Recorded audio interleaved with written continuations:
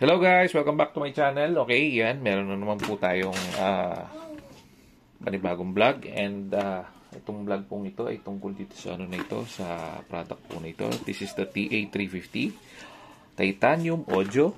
Okay. It was, ayan, ito guys. Titanium Audio TA350 model. And ayan po ang specification niya. The output power rating is 30 watts. 4-inch yung subwoofer niya plus 3-inch high yung dalawang satellites, this one, pero hindi na, parang ano naman siya guys, smaller, pero yun nga. Ayan, so same specs ang nakalagay, no? Ayan, so it's been quite a while na nasa akin na siya, no? Bali going 2 months na yata siya bago ko nagawa ng video, no? Pero sine-check ko lang kasi kung kumusta yung performance niya, and it went well. So compared to the ones na nabibili na tulad ni Concert, ni LG, ni yung mga ibang branded na kamatch niya, this one is priced at 1,000 pesos. Okay. While the LG brand of this one is priced at 3,000. Yung Concert, same, 3,000 din. But they are compared to, in my personal personal observation, mas malakas pa rin talaga yung Concert and yung LG, no? Because I have them both before, no? Hindi ko na nga lang nagawa ng vlog kasi ibinenta ko dahil I feel like they are not that worth of the price, no? That's why I ended up with this one, because it's a 1,000 peso 2.1 multimedia speaker system, and sa 1,000 guys, yung quality ng sounds na nakukuha natin is hindi naman malayo doon sa 3,000 na set na sound system, no? Although respect to the LG and to the Concert, maganda naman sila. It's just that yung 3,000, yung triple the price, parang mas super worth it ito. Actually, I will make a review also comparing this product to that one. This is the ITEL. I also made the vlog of this speaker, and ayun. Ang nangyayari kasi guys is nag-explore ako ng mga what do you call this? Nag-explore ako ng mga speakers na great finds, cheap. So, yun. Meron akong vlog nito guys, abangan nyo rin. And I will also make a vlog na comparison nilang dalawa. Ito kasi guys, 650. Ito, 1,000. However, you get more, okay, with this one. Ayan. So, ito, meron siyang mic.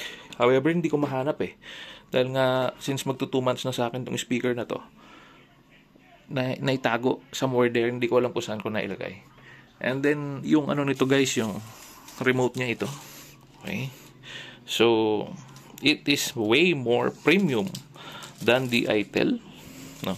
Anyway, yun, gagawin ko rin ng video yan guys, yung comparison nila.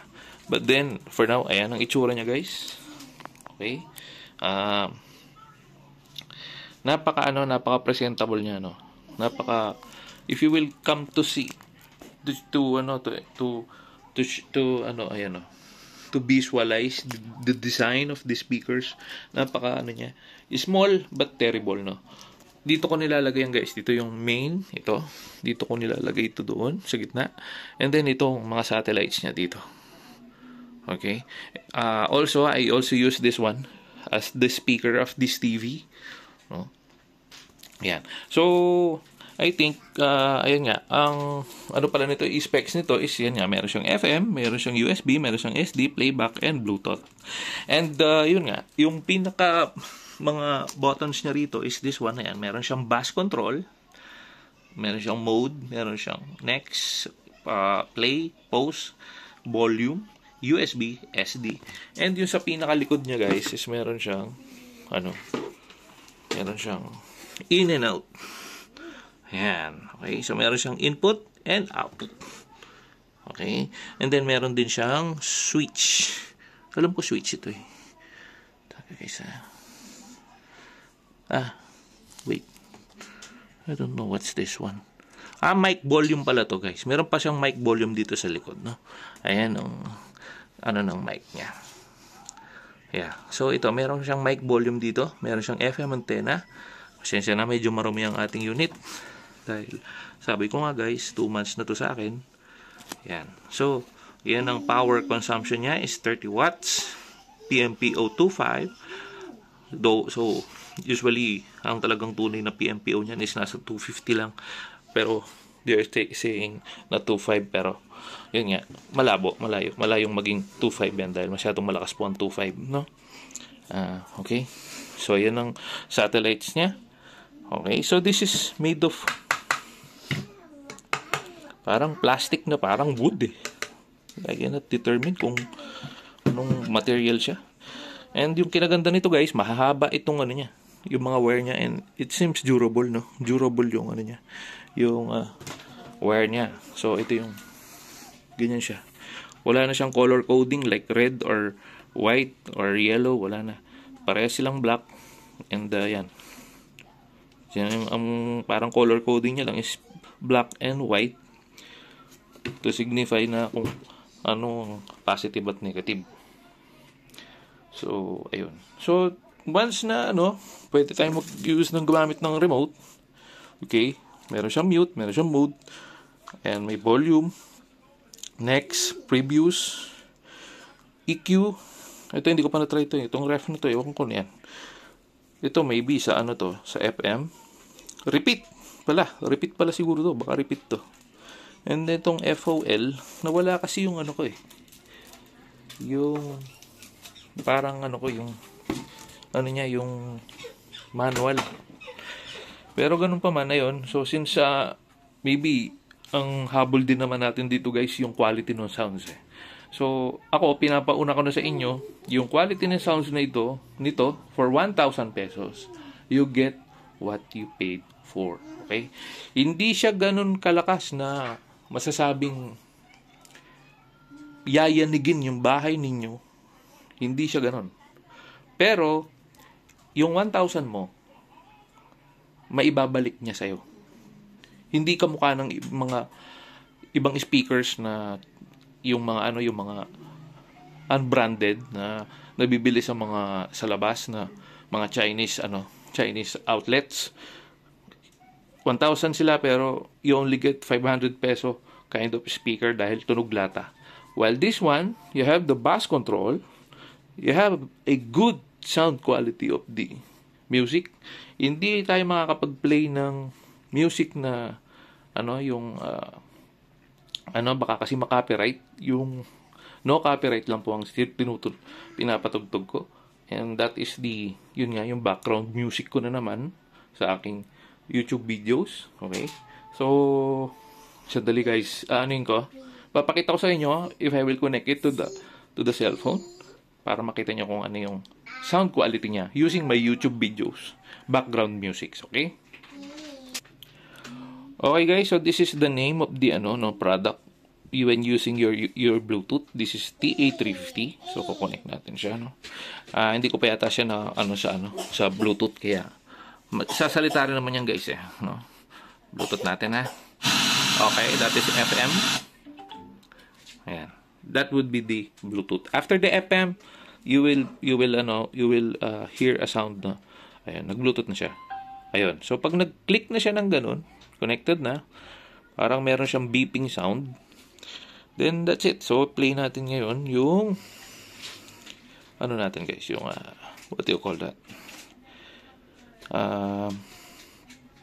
Yung YouTube background music ko. Yun lang kasi ang hindi makaka-copyright. So this is the Tropic Domini Beats, okay? Okay.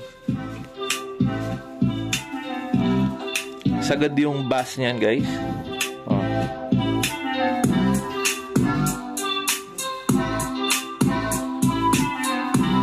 Okay. Nakikita niya.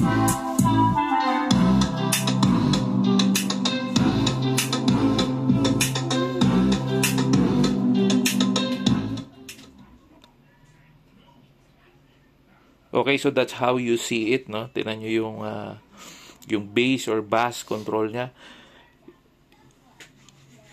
Ako, personally, no? Siyempre, ako ang nakakarinig sa personal.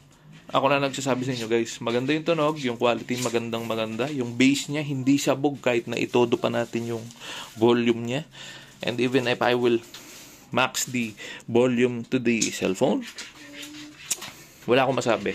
So, sabi ko nga, sa 1,000 pesos, guys, you get what you paid for. But, again, this 2,500 watts PMPO is not true. For me, it's not true. It will give you a sound, a super good quality sound in a small room. But do not expect if you will put it in a big room kasi lilitaw na parang ano siya. Kulang na kulang yung sounds mo. Kulang na kulang yung kabog, kulang na kulang yung treble. Pero again, yun nga, tulad ng sabi ko, this is a good buy. So hopefully soon, no? Itong dalawang to ang pagkukumpara natin. Because I had the video of this also. And doon na lang, abangan nyo na lang guys pagka ginawan ko na siya ng comparison. Okay? So, for now, yan, yung ano na, yun ang right now na assessment ko. Comparing this one to this one. Okay, I hope you like it. Yun guys. Thanks for watching. Keep safe everyone. Thanks be to God. Bye for now. Bye.